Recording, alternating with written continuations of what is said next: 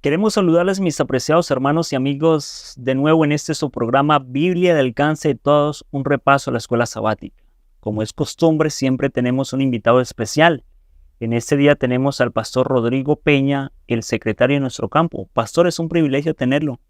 Pastor Ángel, muchas gracias. Para mí es un privilegio estar aquí en este programa tan importante. Lección número 8 para el 24 de agosto, titulado Instruyendo a los discípulos, parte 2. Es una costumbre bíblica desde tiempos antiguos que oremos pidiendo la dirección del Espíritu Santo para abrir las Sagradas Escrituras. Pastor, ¿qué tal si usted tiene el privilegio y nos comunica con Dios? Muy bien, vamos entonces a cerrar nuestros ojos, vamos a orar. Amado Señor y Padre, en esta hora queremos agradecerte por la oportunidad que nos das de abrir tu palabra, de hacer este repaso, Señor, de la lección, en el cual, Señor, pedimos tu dirección, que tu Santo Espíritu nos guíe en el estudio de tu palabra, que este mensaje, Señor, pueda llegar a cada corazón que necesita, Señor, de tu amor, de tu bondad, de conocer, Señor, acerca del discipulado, y que podamos, Señor, entender el plan que tú tienes para cada uno de nosotros. Pedimos tu dirección en el nombre de Jesús. Amén. Amén. El libro de Marcos capítulo 10, pastor, viene hablando principalmente tres temas estructurales. El primero tiene que ver con ser como niños para entrar al reino de Dios. El segundo tiene que ver con al reino de Dios son invitados los pobres, pero también los jóvenes ricos. Y tercero, el espíritu que debe tener los que vamos a ser ciudadanos del reino de Dios. Pero antes, pastor, Jesús comienza un tema que es polémico aún en la actualidad, y es el tema del matrimonio, el plan de Dios. Háblenos un poquito acerca de esto, pastor. Así es, pastor. La lección esta semana, hablando acerca de esta instrucción a los discípulos, la parte 2, menciona el plan de Dios para el matrimonio, ¿sí? En algunos momentos nos preguntamos cuál es el plan real de Dios, ¿no? Entendemos que al estudiar las Escrituras, el plan de Dios es que el matrimonio, cuando se establece el matrimonio, sea para toda la vida. Sin embargo, en el capítulo de Marcos, que se está estudiando esta semana, en el capítulo 10, versículo 1 al 12, se menciona el momento en que cuando se le acercan los fariseos a Jesús para hacerle una pregunta. Pero el mismo Marcos menciona de que es una pregunta para tentar a Jesús, porque realmente los fariseos tenían dos escuelas principales, la Chamay, que era una escuela en la cual consideraba que el divorcio se podía dar por tres formas, o por tres causas, ¿no? Por la infertilidad, por el abandono afectivo, pero también por infidelidad, esta escuela. Pero ellos tenían otra escuela, que es la Hillel, la cual esta escuela, de acuerdo a la lección, menciona que el divorcio se le permitía por cualquier razón.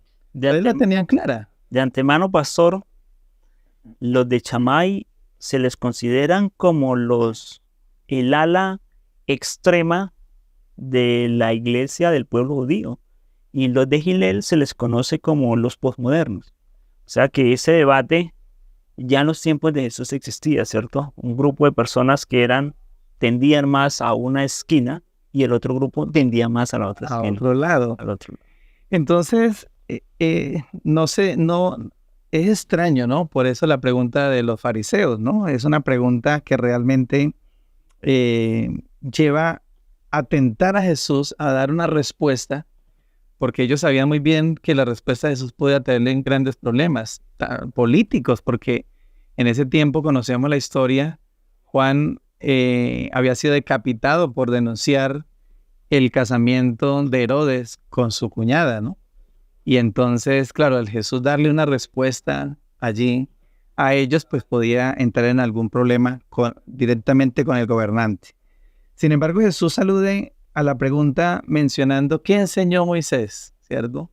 Y realmente va a esta ley casuística de Deuteronomio 24, donde menciona que Moisés permitió, por la dureza del corazón del pueblo, dar carta de divorcio, ¿no?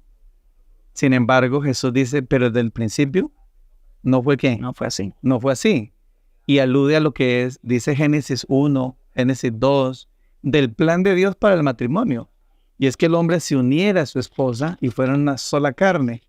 Cuando Dios forma al hombre del polvo de la tierra, después de la costilla de Adán saca esa hermosa mujer, los une con el único propósito que vivieran para siempre. Ese ha sido el ideal de Dios en el plan. Sin embargo, Dios permite en un momento dado que el hombre entre en el divorcio por alguna situación, y él propiamente menciona acerca del adulterio. Perfecto, pastor. Nosotros podemos visualizar, mis apreciados hermanos y amigos, que en Génesis capítulo 1 y capítulo 2 está el plan original de Dios. Y es bien interesante algunos temas que se encuentran ahí en Génesis 1 y 2, pastor, como es la dieta de Dios original para el ser humano. La dieta original de Dios era vegetariana, aunque nosotros no seamos vegetarianos, pero ese es el plan original de Dios. 2, dentro del plan original de Dios ya estaba guardar el sábado. O sea, eso es un tema que no viene contaminado por el pecado. Dios tenía el pensamiento que el hombre reposase el sábado, séptimo día. Pero tercero, otro tema que viene dentro de ese paquete original de Dios es el matrimonio. Pero el matrimonio en ese plan de Dios era para siempre. Sin embargo, entra el pecado, pastor. Y al entrar el pecado, entonces entra el plan B de Dios. Y ese plan B de Dios es cuando ya se le permite al ser humano, a causa del diluvio, consumir alimentos ya de origen animal. Y 2, dentro de ese plan de Dios también viene la muerte. Y al venir la muerte, entonces viene qué hacer cuando una persona queda joven sola y ha sido casada. Sin embargo, pareciera, pastor, que lo que hicieron los judíos fue irse en el plan 3 de Dios, que no existe, ¿cierto? Sino el que nosotros creamos, el que nosotros inventamos, ¿cierto?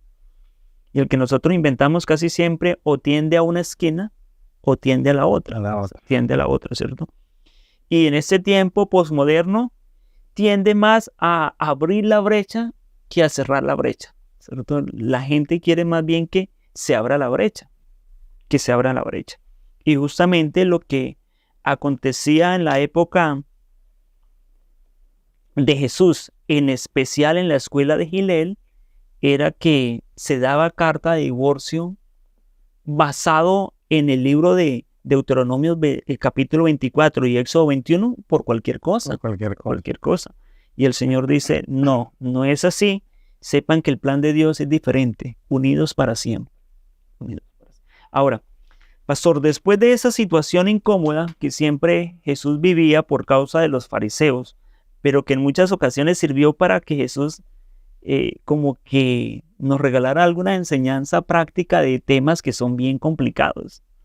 Viene un asunto bien interesante, pastor, que quisiera que tú me leyeras allá el libro de Marcos, el capítulo 10, el versículo 13, 14 y 15. Y le presentaban niños para que los tocasen, y los discípulos reprendían a los que los presentaban. Viéndolo Jesús se indignó y les dijo, dejad a los niños venir a mí y no se los impidáis, porque de los tales es el reino de Dios. De cierto digo que el que no reciba el reino de Dios como un niño no entrará en él. Bueno, lo primero que hay que entender, pastor, es que Jesús era un joven, ¿verdad? Yo me imagino un joven de 30 años tratando de convencer a esos ancianos fariseos de barba larga, de 50, 60 años, ¿verdad? Bien difícil, porque la juventud siempre es asociada con irresponsabilidad, con poca consagración, lamentablemente. Así que Jesús es un joven, 32 años, 33 años en este momento. Pero las Sagradas Escrituras presentan a un Jesús que tuvo mucha afinidad con los niños, que le dio un valor muy importante a los niños. Incluso, por ejemplo, resucitó a la hija de Jairo, que era una niña. Esto sanó a la hija de la mujer sirofenicia o cananea, que también era una niña. Sanó a un joven de un demonio, un joven que estaba endemoniado, le expulsó los demonios. Pero el caso que más me llama la atención, pastor, es cuando Jesús está reunido con unas 5,000 personas, sin contar niños, ni adultos, ni mujeres, y esas personas sienten hambre, y los discípulos se inquietan, y Jesús les dice, dales vosotros de comer. Pero son 2 niños, como lo presentan las películas, pero realmente el texto dice que un niño se le acercó a Jesús, y se le acerca con dos pececitos y 5 panes. Uno supone que era lo que la madre le había echado en su loncherita para que compartiese con su papá y tal vez con su hermanito o con su hermanita. Pero es tal el feeling que tenía Jesús con los niños que el niño siente la confianza de acercársele y decirle a Jesús tal vez, pues démosles de esto de comer, ¿no? En la inocencia de los niños, ¿no? Pensaron que esos 5 panes y esos 2 peces iba a servir para la alimentación. Justamente ocurrió ese milagro tan maravilloso. Así que ese es el concepto que Jesús tenía de los niños, el concepto que la Biblia presenta. A diferencia del concepto que a veces ocurre en nuestras iglesias, pastor, donde a algunas de las personas como que les incomoda a los niños, ¿no? Como que el niño en el culto, ¿cierto? O el niño en la actividad espiritual, o el niño en la vigilia, causa como un comezón, como que este tema es para adultos, este tema no es para niños, pero no lo presentó así Jesús. De antemano, en aquella época, pastor, los cuidados prenatales y postnatales no eran fáciles.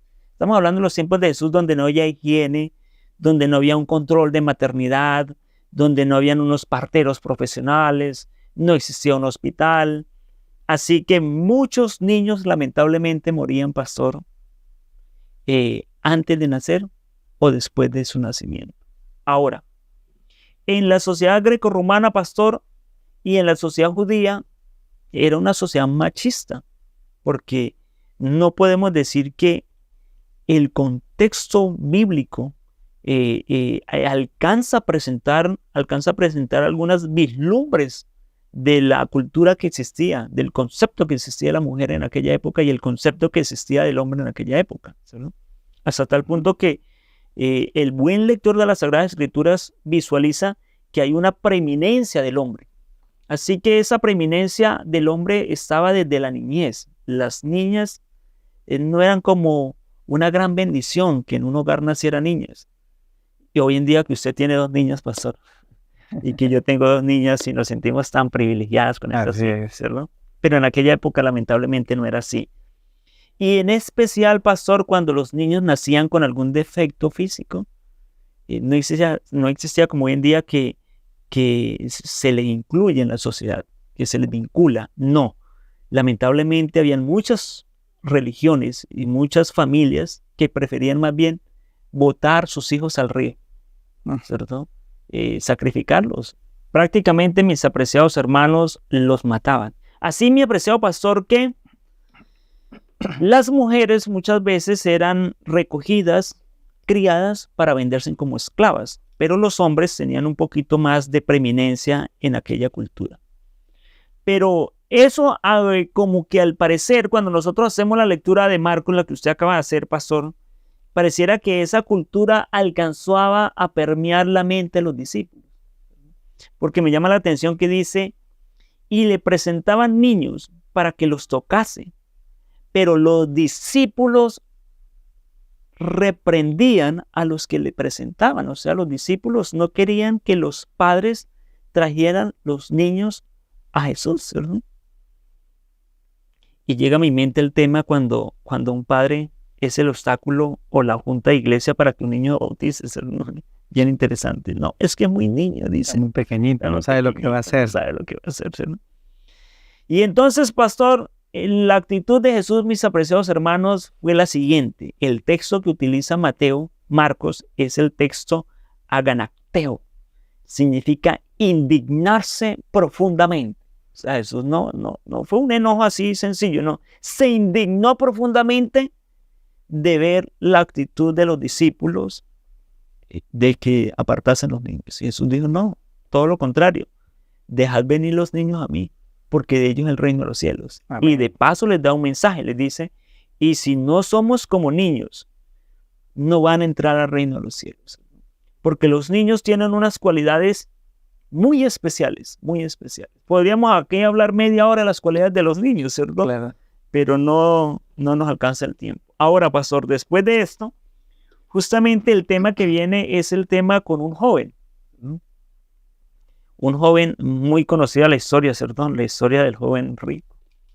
O sea, muchas veces hemos escuchado muchos sermones, muchos temas en relación al joven rico, ¿no? Es un tema que ha estado en nuestra mente, en nuestras plataformas, en nuestras iglesias, y llama la atención la manera como el joven rico llega a Jesús. De una manera muy reverente, dice la Biblia, que corre hacia Jesús. Algunos pueden relacionar ese momento del encuentro de Jesús con los niños, de sentarlos en sus piernas, de bendecirlos, de que seguramente el joven rico estaba allí mirando toda esa ternura de Jesús, y obviamente se siente inspirado por esa ternura de Jesús, y corre hacia Jesús, se acerca a Jesús, y se arrodilla, pero hace una pregunta importante. ¿Recuerdas, pastor, cuál es esa pregunta? ¿Qué debo hacer para heredar la vida eterna? Una pregunta bien profunda. Que debiéramos hacérnosla. Y que debiéramos de hacérnosla. Y quizás algunos de nosotros, cada uno la hemos hecho en algún momento, ¿cierto? Si algún momento al estar en la iglesia decimos, Señor, pero ¿qué tengo que hacer, no? ¿Qué más tengo que hacer para heredar la vida eterna, no? Y Jesús lo mira con ternura, con amor, le expresa cómo podría ser, le pregunta, ¿no? Si los mandamientos los conoce. Él dice, Señor, si no solamente los conozco, lo he guardado desde muy pequeño.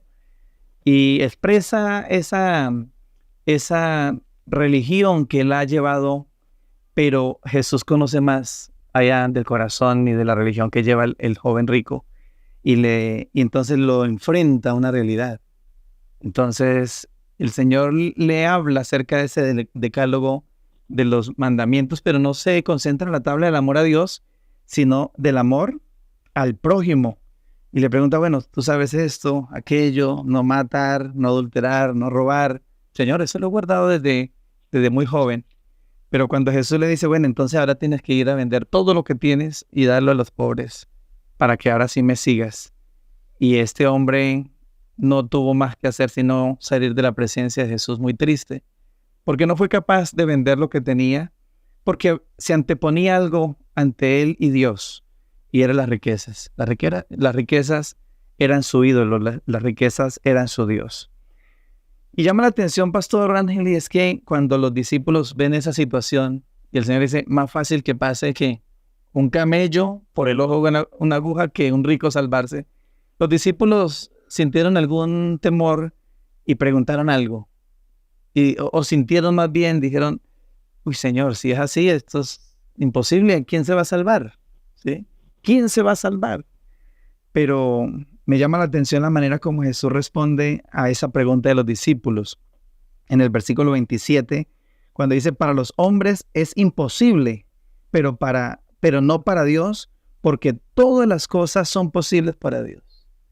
Y situaciones que quizás podamos sentirnos ya perdidos y preguntarnos como los discípulos, ¿quién se va a salvar, pastor? Pero en la respuesta de Jesús, ¿cuál es? Que nos salvamos ¿por qué? Por gracia. Por gracia. Simplemente por gracia somos salvos. Y Jesús le presenta eso a los discípulos. Pero ahí Pedro se anima y dice, Señor, hemos dejado todo por amor a ti. Hemos dejado papá, mamá, casa, todo lo dejamos por ti. ¿Qué vamos a recibir? Y entonces el Señor le dice que recibirán 100 veces más en esta tierra por haber dejado todo eso.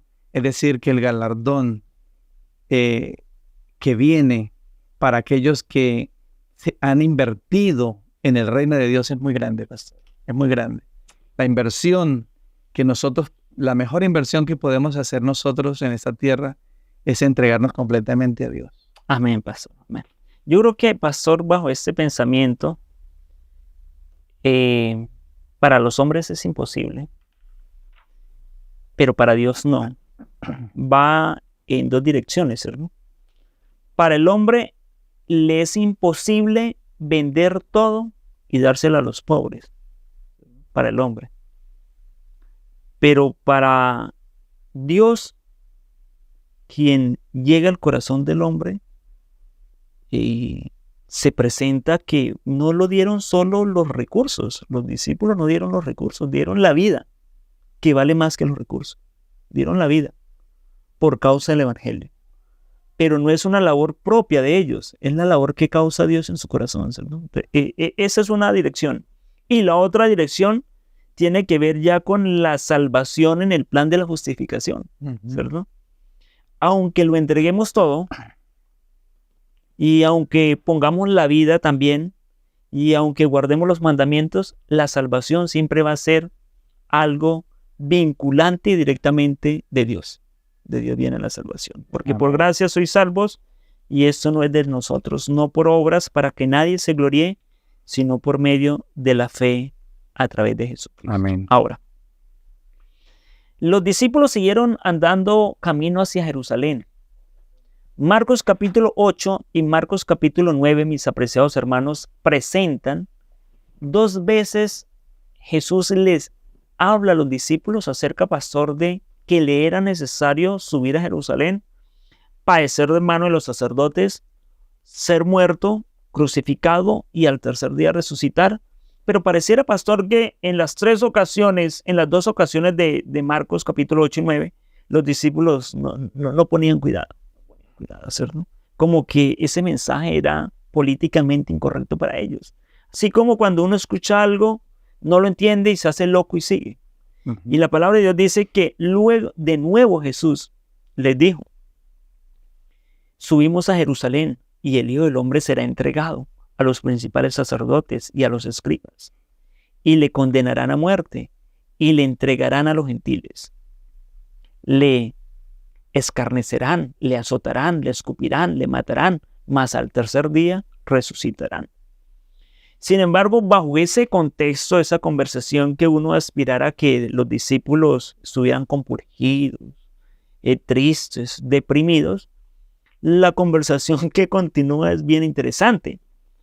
Porque la conversación que continúa es que entonces Jacob, que es Santiago de antemano, y Juan, los hijos de Zebedeo, se le acercan a Jesús y le dicen: mire, Señor Jesús, cuando estés en tu reino, no poniendo cuidado a lo que Jesús les había dicho, tenemos una petición especial, ¿cierto? Y tal vez por el vínculo de cercanía, esto muestra 2 cosas. Uno, que ellos eran muy cercanos a Jesús, ¿cierto? Para pedir un favor de eso, ¿cierto? Y le pidieron personalmente que uno se pudiera sentarse a la izquierda y otro a la derecha. Ahora, los evangelios sinópticos, Lucas y Mateo, dicen que intervino la madre de ellos. O sea que no solo ellos hicieron la petición, sino que luego enviaron a la mamá, o antes ya habían enviado a la mamá para que les hiciera la misma petición, ¿cierto? Entonces Jesús les dice: mire, los voy a colocar a reflexionar. Pueden beber de la copa que yo bebo y pueden ser bautizados con el bautismo. Y Jesús les estaba profetizando algunos acontecimientos, padecimientos por causa del evangelio. Y ellos dijeron sí, e inevitablemente no estaban hablando boconadas. Y no eran unas palabras ligeras, no. Sabemos que Santiago fue el primer mártir de los 12 apóstoles. Y que Juan sufrió todo tipo de penurias hasta ser metido en un caldero hirviendo de aceite, o ser despojado a Patmos, pero permaneció fiel en la fe. O sea que ellos estaban realmente dispuestos a beber y a ser bautizados con el bautismo de Jesús.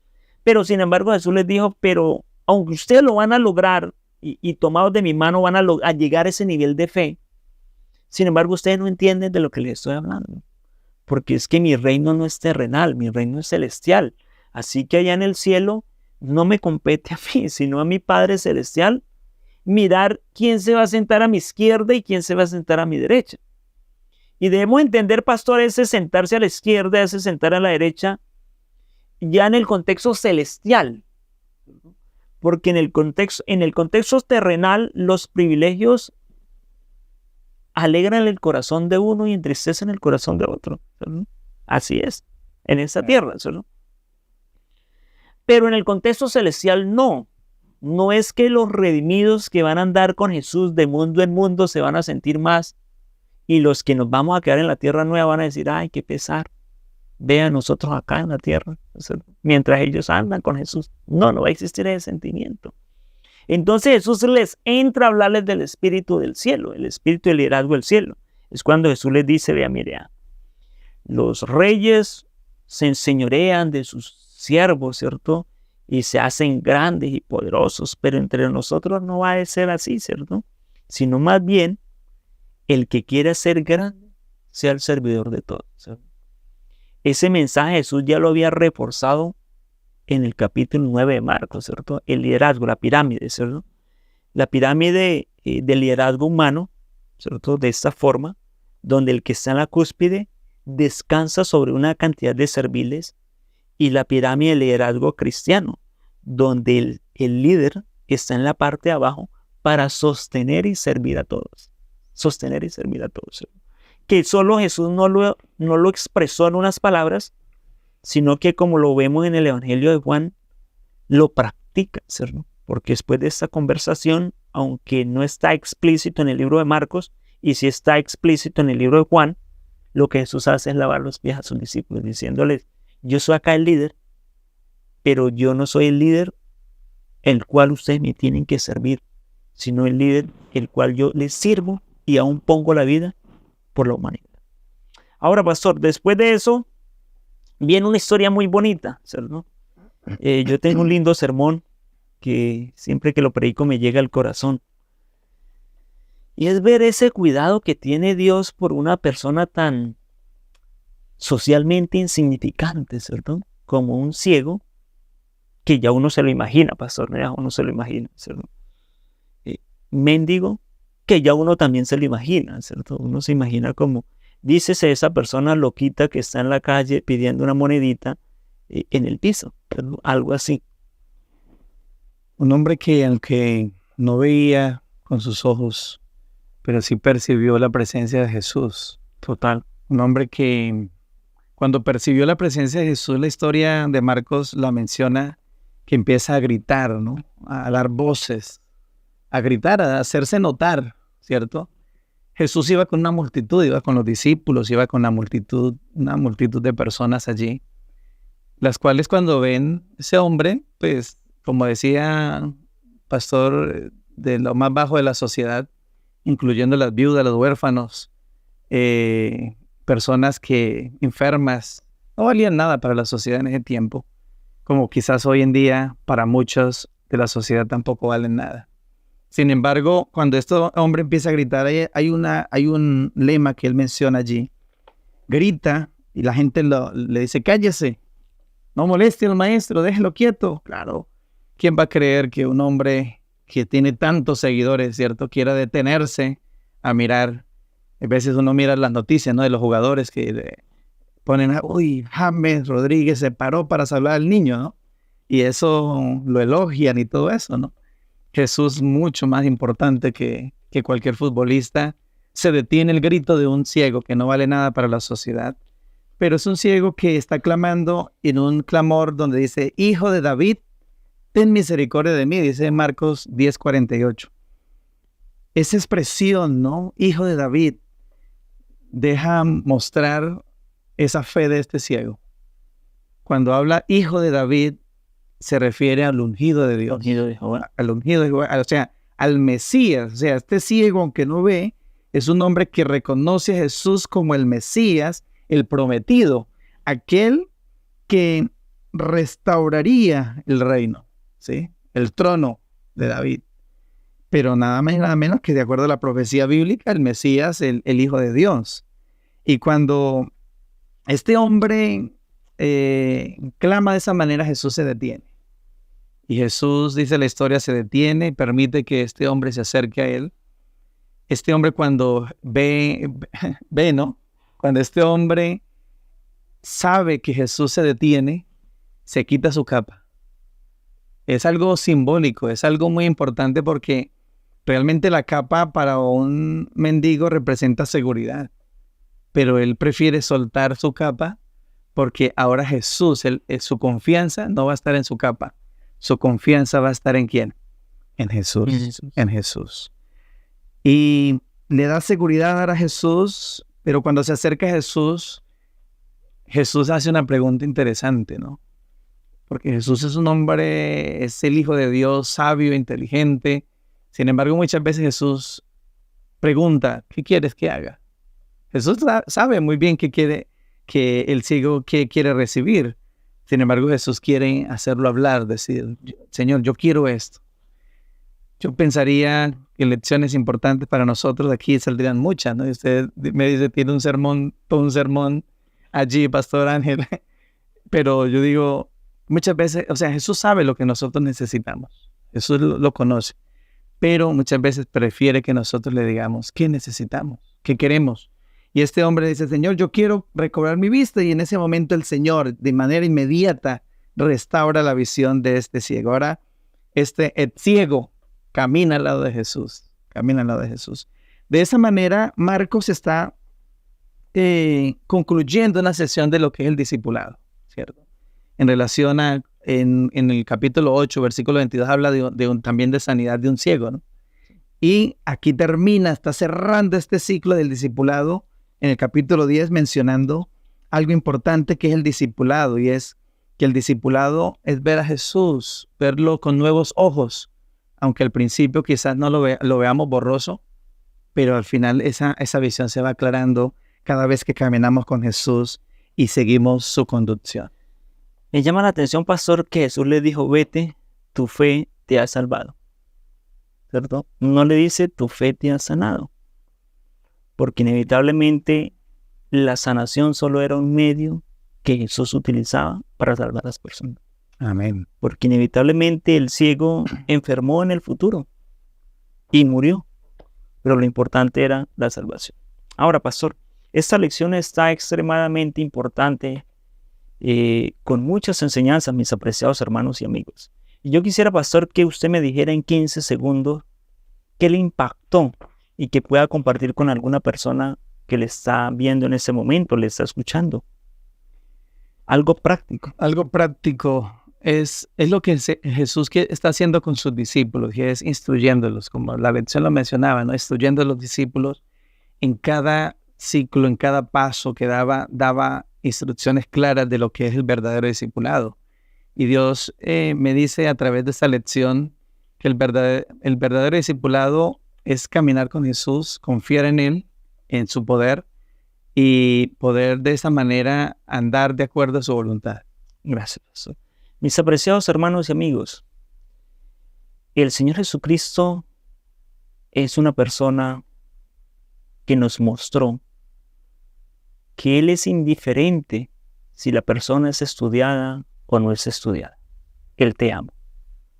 Si la persona es un adulto o es un niño, Él nos ama. Si la persona tiene muchos recursos o pocos recursos, Él nos ama. Si la persona tiene una belleza física o tal vez está como el ciego, Él nos ama. Si la persona tal vez sus recursos o su alimentación la busca en la calle o tal vez tiene un banquete en su casa, Él nos ama. Jesús nos ama a todos. Jesús te ama a ti, me ama a mí. Jesús ama a la humanidad. Jesús no está detrás de tus recursos, ni de tu intelecto, ni de tu posición social. Simplemente Él te ama porque tú eres su Hijo amado y desea, más que una bendición para esta vida terrenal, más que una posición en esta tierra, Él desea la vida eterna para ti, para el pastor y también para mí. Amén. Pastor, ¿qué tal si nos despiden en oración? ¿Están amados? Amén. Gracias, pastor. Amado Señor y Padre, gracias por habernos dado este tiempo para hacer estos comentarios, estudiar esta lección, repasarla. Y rogamos, Señor, para que todos aquellos que están detrás de esta cámara, viendo este video, Señor, podamos ser grandemente bendecidos por ti, Señor, por tu palabra. Que podamos ser instruidos para ser esos discípulos que te siguen de cerca. Que podamos sentir cada día tu amor, tu bondad y tu misericordia. Que podamos, Señor, saber de que tú nos amas de una manera tan grande, Señor, que aún ni nosotros lo entendemos. Te rogamos, Padre Santo, para que sigas bendiciendo este programa y que todos nuestros hermanos sean grandemente bendecidos al verlo y al compartirlo con sus amigos. Gracias te damos por escucharnos, por bendecirnos. En el nombre de Jesús oramos. Amén, Padre. Queremos agradecerles, mis hermanos, por haber estado conectados en este su programa Biblia al alcance de todos, un repaso de escuela sabática, y hasta una próxima emisión. Muchas gracias, Pastor Rodrigo. Pastor, a usted muchas gracias. Fue un placer haber estado con cada uno de ustedes.